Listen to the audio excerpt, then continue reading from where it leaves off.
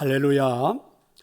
이어령 교수님이 써놓은 아들이여 이 사나를 이라는 책에 보면 재미나는 이야기 하나를 소개합니다.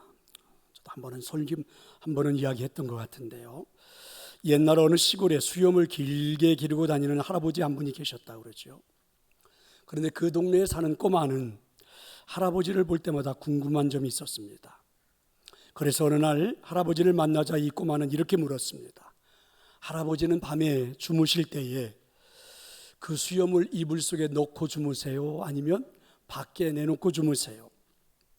할아버지는 이 질문을 받고 금방 대답할 수가 없었다고 그러죠. 이제껏 생각해 본 적이 없기 때문에 그렇습니다. 그래서 얘야 미안하다.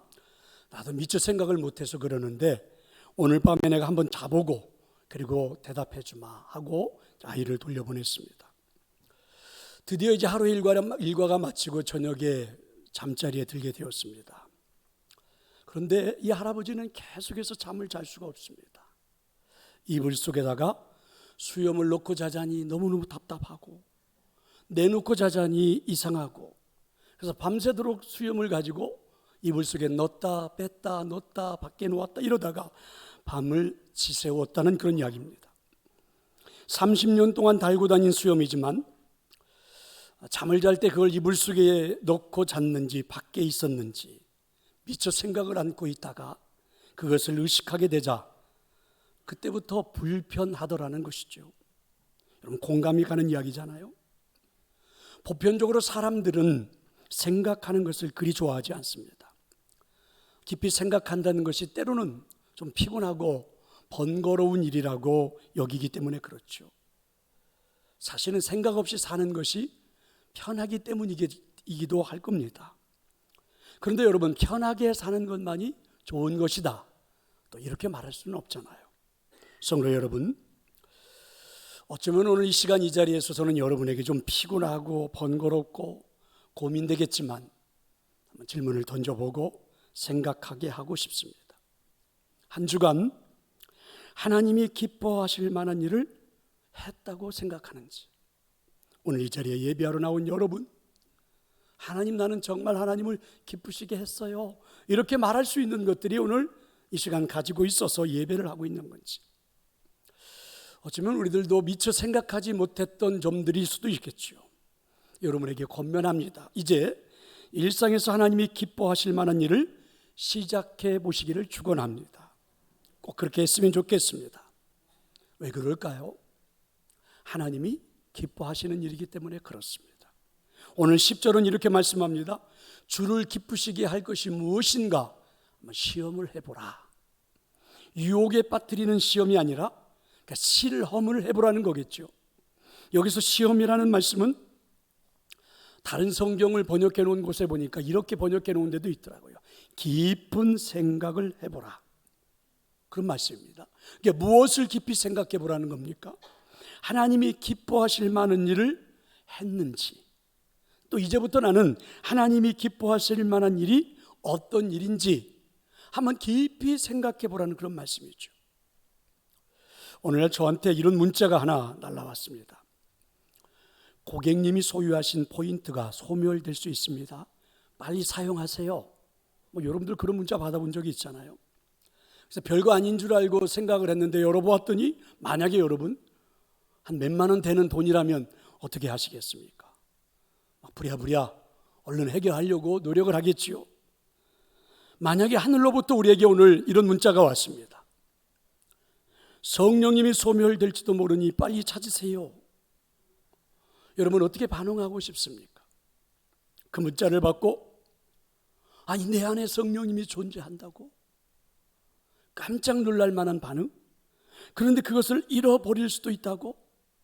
정말 깜짝 놀랄 만한 반응? 여러분, 그렇게 반응하고 그렇게 고민에 빠질 수 있을까? 연이어 날라오는 문자는요, 지금 나를 보고 성령님이 근심하고 있다고 말씀하십니다. 그 문자를 받고 보니까 이런 생각에 잠길 수 있을까? 아니, 어떤 일 때문에 성령님이 나 때문에 근심하는 걸까? 내가 어떤 말을 했길래 성령님이 도대체 근심하는 거야? 이러면서 여러분 고민할 수 있을까요? 그리고 오늘 이 시간 지금 예배하는 저와 여러분에게 날라온 문자에는 이제는 성령님이 기뻐할 만한 일을 찾아보라는 것입니다. 찾았다면 한번 시도해 보라는 거예요. 여러분, 어떤 반응을 보이고 싶습니까? 어떤 반응을 보이고 싶습니까? 뭐가 이렇게 복잡한 거야? 뭐가 이렇게 번거로워? 그저 나는 교회 나오면 예수 믿으면 복 받는다고 그래서 나왔는데 뭘 생각하라 그러고 뭘 찾으라 그러고 뭘 가까이 하라 그러고, 혹시 여러분 그렇게 생각해 보는 것은 아닙니까? 8월 한 달 내내 저는 여러분에게 이런 하나님의 음성을 선포했습니다. 성령님을 소멸하지 않도록, 성령님이 근심하지 않도록, 그리고 하나님이 기뻐하실 만한 일을 우리 한번 해보자고. 그렇습니다. 신앙이라고 하는 것은 하나의 과정이 아닐까요? 하나님을 알아가는 과정이 신앙이죠. 그래서 번거롭지만 생각을 해야 하는 겁니다. 그래서 복잡하지만 찾아보고 노력을 해야 합니다. 신앙생활이 무엇입니까? 우리가 원하는 것을 하나님께서 맞춰주시는 것이 아닙니다. 하나님이 원하시는 것이 무엇인지를 우리가 알고 맞춰가는 것, 이게 바로 신앙생활입니다. 그러면 이렇게 여러분 선포를 하면 여러분 중에 궁금증이 드는 분들도 있겠죠.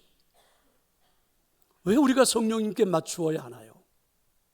어떤 분은 이런 심각한 질문을 할지도 모릅니다. 성령님께서는 왜 우리에게 맞춰주시지 않는 겁니까? 아마 이렇게 질문할 수도 있겠죠. 여러분, 이런 논리는 성립이 됩니다. 틀린 말은 아니죠.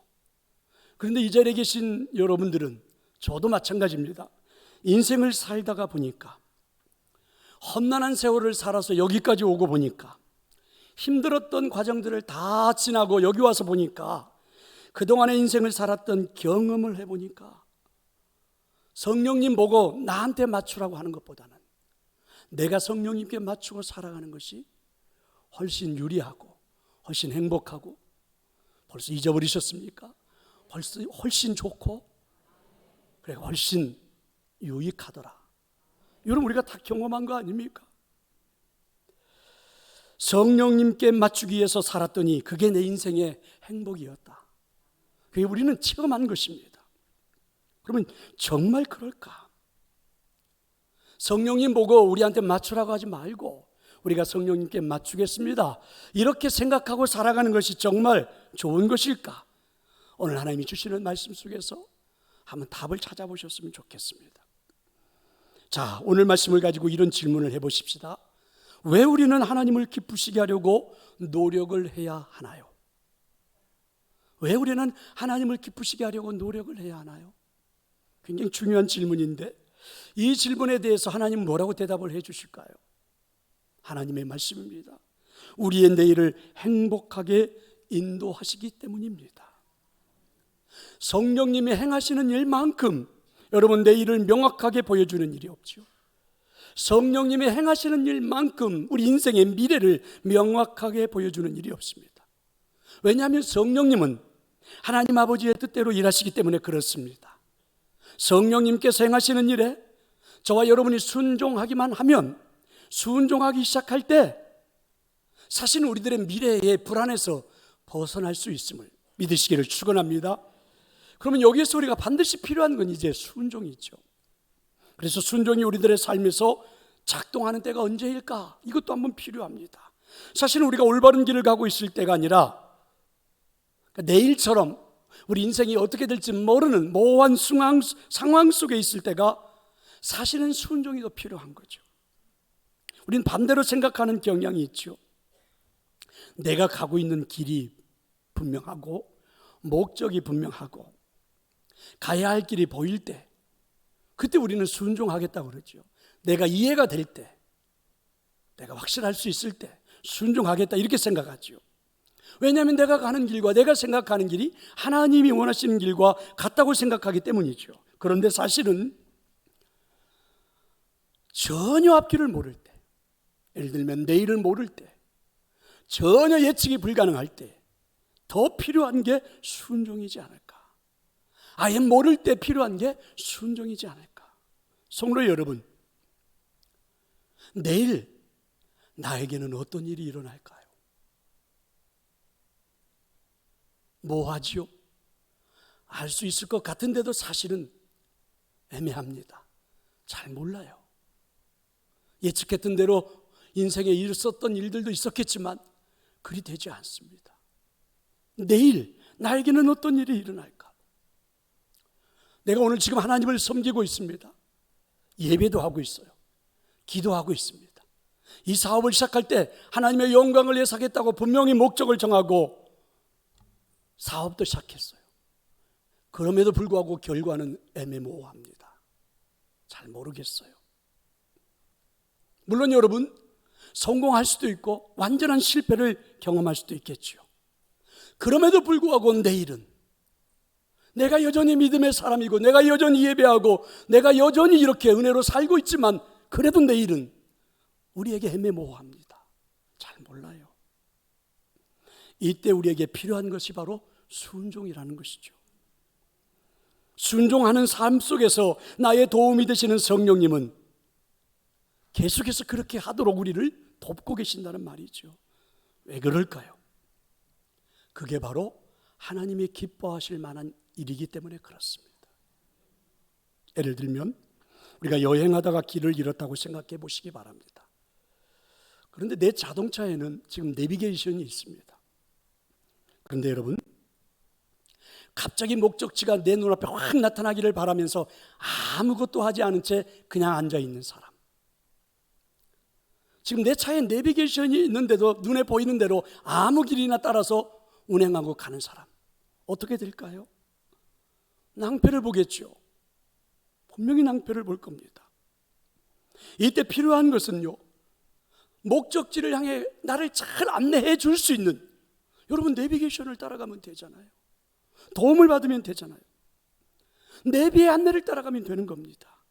근데 이걸 뭐라고 그래요? 성경은 순종이라고 합니다. 우리의 내비게이션은 뭐예요? 성경이고 하나님의 말씀이고. 하지만 순종하지 않는 사람들에게는요, 여러분 자기 마음대로 운전하는 사람에게는 내비게이션은 아무리 차에 좋은 게 달려있을 의미가 없죠. 내 멋대로 인생을 살아가는 사람들에게 여러분 내 손에 들려있는 성경은 아무런 효과를 발휘하지 못합니다. 아무 의미가 없죠. 내비를 따라 성경을 따라 방향을 수정하고 운행을 시작하면 그것을 성경은 뭐라고 그래요? 하나님이 기뻐하신다. 그게 하나님이 기뻐하실 만한 일이다. 믿으시기를 축원합니다. 사무엘하 6장에 나오는 다윗의 하나 예가 있습니다. 다윗이 이제는 고난의 시간을 보내고 왕이 되었습니다. 그때 다윗의 마음에는 소원이 하나 생겼습니다. 블레셋 땅에서 빼앗겼다가 다시 빼앗아 온 이 법궤를 예루살렘 성으로 모셔오고 싶어 합니다. 그래서 다윗은 내일에 대한 좋은 계획을 세웠습니다. 내일에 대한 좋은 의도를 가지고 있습니다. 그런데 여러분, 실패해버렸습니다. 나곤의 타작마당에 법궤가 이르렀을 때에 여러분 그 법궤를 싣고 가던 소가 막 뛰게 되는 거죠. 법궤가 땅으로 떨어질 것 같아서 울사가 얼른 손으로 법궤가 떨어지지 않도록 됐습니다. 그런데 그 자리에서 울사가 죽었습니다. 큰 낭패를 본 거죠. 생각해보면 다윗에게는 화나는 일이 아닐까요? 다윗은 의도가 좋았습니다. 하나님이 기뻐하시는 일을 행하려고 했습니다. 그런데 왜 이런 장애를 만나는 겁니까? 맹세컨대 다윗이 원하는 것은 자신의 영광이 아니라 하나님의 영광을 회복하기 위해서 법궤를 옮겨오는 것이었거든요. 다윗이 생각할 때 분명히 이거는 하나님이 기뻐하시는 일이라고 여겼던 겁니다. 그런데 다윗이 이제 감정을 다스리고 난 다음에 깨닫게 된 것이 하나 있습니다. 역대상 15장 13절에 보니까 이 일을 이렇게 말씀하죠. 우리가 규례대로 그에게 구하지 아니하였다. 그러니까 하나님의 법궤를 옮기는데도 그 당시는 규례가 있었다는 말이죠. 그런데 그걸 무시한 채 그렇게 해서 여러분 잘못되었다는 거죠. 그럼 이제 하나님과의 관계를 회복하기 위해서는 어떻게 해야 합니까? 여러분 그 레위기에 나오는 말씀대로 따라가면 되는 거죠. 성경에 나와 있는 말씀대로 따라가면 돼요. 그 내비게이션이니까. 그걸 뭐라고요? 순종하면 되는 겁니다. 이렇게 해서 여러분 사무엘하 6장 14절에 보니까 다윗은 이제 그 수레에서 법궤를 내렸습니다. 그리고 제사장들로 하여금 법궤를 매게 했습니다. 그리고 이동을 시켰습니다. 아무 탈 없이 법궤가 예루살렘에 잘 들어올 수 있었습니다. 자, 저는 이제 지금까지의 과정보다도 지금부터 하는 이야기를 하고 싶은 겁니다. 법궤가 예루살렘 성전으로 예루살렘으로 들어오는 순간 다윗은 정말 행복했습니다. 하나님이 기뻐하실 만한 일을 찾았고, 그죠? 그리고 순종으로 이루어지는 과정이, 비록 실패는 한번 했다 할지라도 순종으로 이루어지는 과정이 다윗을 바지가 내려가는 것도 아랑곳하지 않고 춤추게 하는 행복으로 나타났던 것입니다. 아멘 안 하시는 분? 여러분 바지가 내려갈 정도로 춤추고 살지요 매일? 여러분 정말 여러분 바지가 내려갈 정도로 하나님 앞에서 춤을 춰본 적이 있어요? 그렇게 여러분 인생에 행복함을 누려본 적이 있어요? 하나님 때문에 그렇게 즐거워 본 적이 있나요? 정말 의미가 있지 않습니까? 하나님이 기뻐하실 만한 일이 무엇인지를 찾았고, 비록 시행착오를 겪긴 했지만 다시 하나님의 말씀대로 순종을 했고, 내비게이션을 따라 순종을 했고, 그랬더니 그 순간 다윗의 마음속에 찾아오는 그 행복감이, 왕이 되어서 사람들이 욕을 한다 할지라도 비난한다 할지라도 상관없이 바지가 내려갈 정도로 춤을 추고 있는 그 행복, 여러분 이해하겠습니까? 내일의 좋은 계획, 아니 여러분 설령 계획을 세우지 않았다 할지라도 내일이, 미래가 행복할 수 있는 방법을 아십니까? 하나님이 기뻐하실 만한 일을 한번 생각해 보세요. 하나님이 기뻐하실 만한 일을 찾아보세요. 그리고 하나님을 기쁘시게 하기 위해서 한번 노력해 보세요. 그리고 찾으셨다면, 노력하고 있다면 여러분 하나님의 말씀을 따라 한번 진행해 보세요. 반드시 여러분 다윗처럼 말입니다. 그러면 성령님이 도우실 테시고 정말 여러분은 행복하게 될 것입니다. 바라기는, 저는 오늘 예배하는 여러분의 내일이 행복했으면 좋겠습니다. 오늘 예배하는 여러분의 미래가 행복했으면 좋겠습니다. 저는 여러분 이 시간 이후에 여러분의 얼굴에 웃음기가 활짝 돋아났으면 좋겠습니다. 여러분이 그렇게 활짝 웃으며 살아갔으면 좋겠습니다.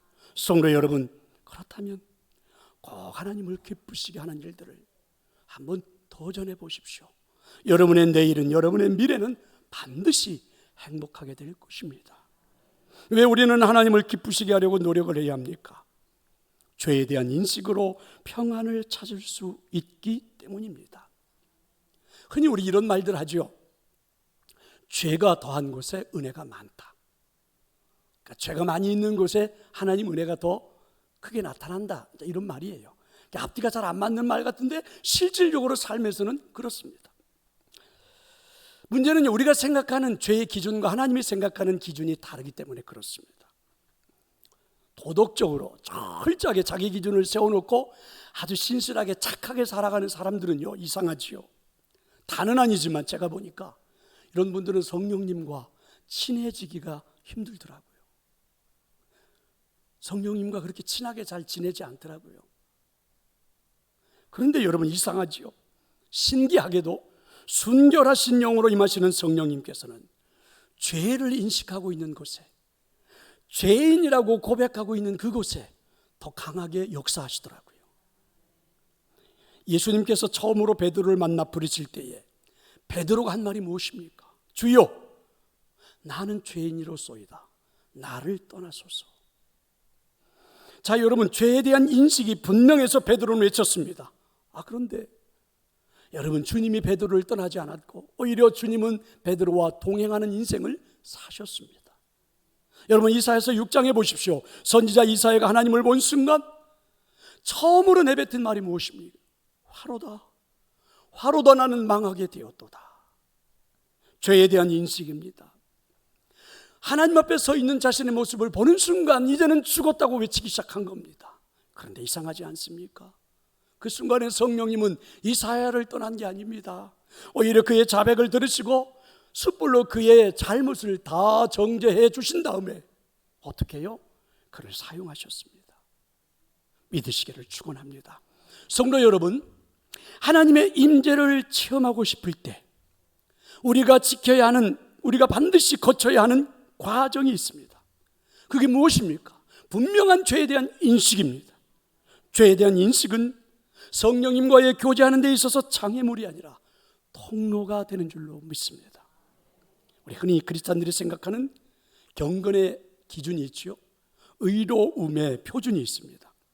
예를 들면 세상의 오락을 즐기지 말아야 된다, 사치하지 말아야 된다, 세상의 유행을 따라 살지 말아야 된다. 이걸 우리들이 기독교인들이 정하는 어떤 의로움, 경건의 기준 이렇게 생각하지요. 그리고 그렇게 살지 못하는 사람들은 우리 쉽게 비난도 하고 정죄도 하고 그렇습니다. 하지만 한번 깊이 생각을 해볼래요? 예배를 마치고 주차장으로 갔습니다. 아니 왜 이렇게 차가 많아요? 어쨌든 제대로 주차장을 해결하지 못해서 여러분에게 늘 죄송한 마음뿐입니다.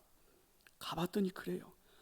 앞뒤로 차들이 다 서 있고 나는 나가야 되겠는데 어떻게 갈 수도 없고 속에서부터 화가 나기 시작합니다.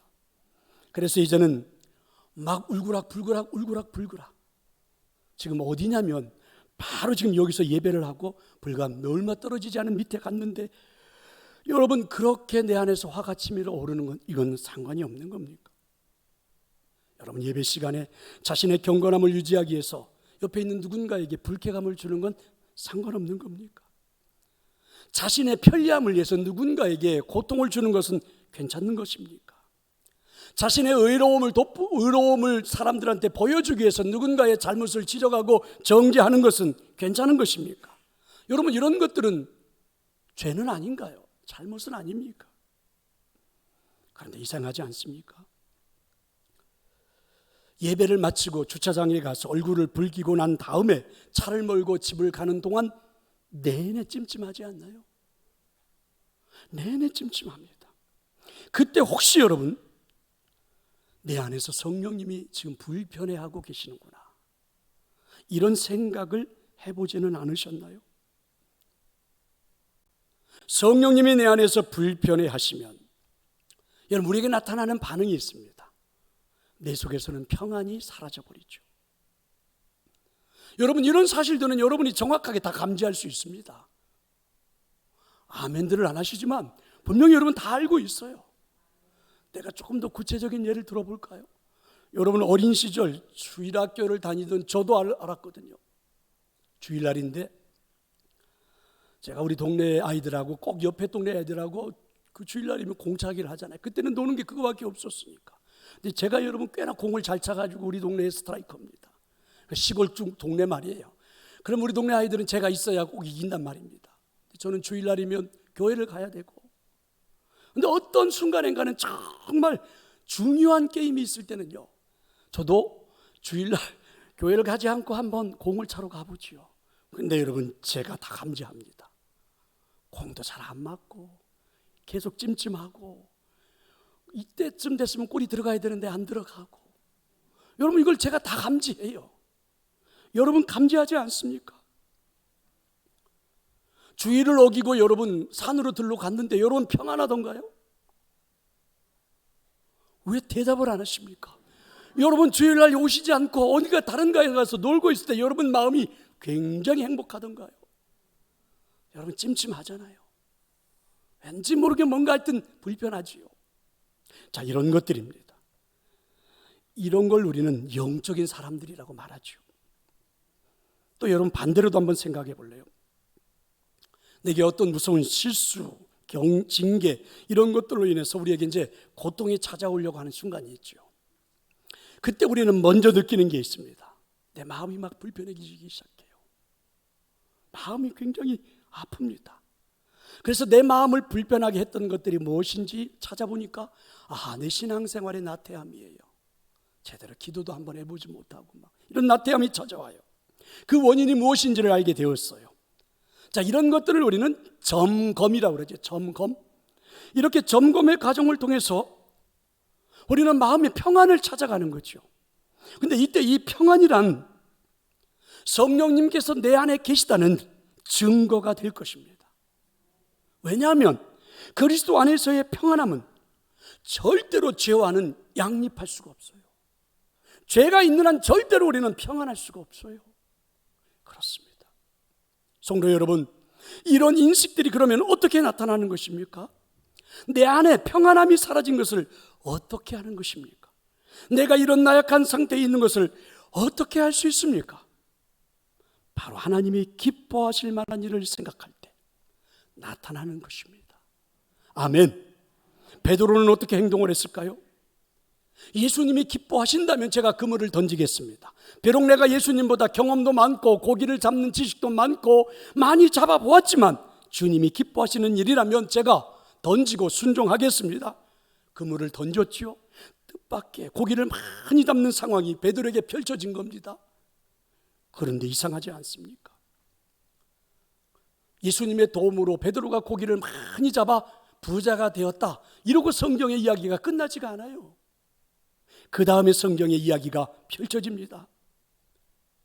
베드로가 그 많은 고기를 바라보고 자신의 죄가 인식되어지고 자신의 연약함을 인식하기 시작했다라고 성경은 기록이 되어 있지요. 이때에 여러분, 베드로의 영적 상태는 어떻습니까? 주님, 저는 죄인입니다. 저를 떠나소서. 그때 고백하는 베드로의 영적 상태가 실망감에 빠져서, 좌절감에 빠져서 어쩔 수 없어서 이런 상태입니까? 아닙니다. 입으로는 그렇게 고백을 했지만, 내가 죄인이라고 주님 나를 떠나달라고 고백은 했지만 그의 마음속에 넘치는 평안은 주체할 길이 없지요. 한 번도 누려봤던 적이 없는 평안함입니다. 그래서 그 순간 예수님이 나를 따르라 이렇게 말씀하실 때 여러분, 지체하지 않습니다. 배와 그물을 다 버려두고 주님을 따라 나섰습니다. 믿으시기를 축원합니다. 성도 여러분, 그렇습니다. 하나님을 기쁘시게 하는 삶이, 일상의 삶이 여러분 사소해 보입니까? 여러분이 하루하루 살아가는 시간 속에서 하나님이 기뻐하실 만한 일들을 찾고 생각해보고 노력해보는 게 별 의미 없어 보입니까? 아니란 말입니다. 하나님을 기쁘시게 하는 일들을 내가 찾고 노력하고 순종하는 그 상황 속에서 나에게 찾아오는 것은요, 죄를 인식하게 되고 내 안에 연약함을 인식하게 되고 그 순간에 내 살아가는 삶의 방향이 180도로 바뀌게 된다는 것입니다.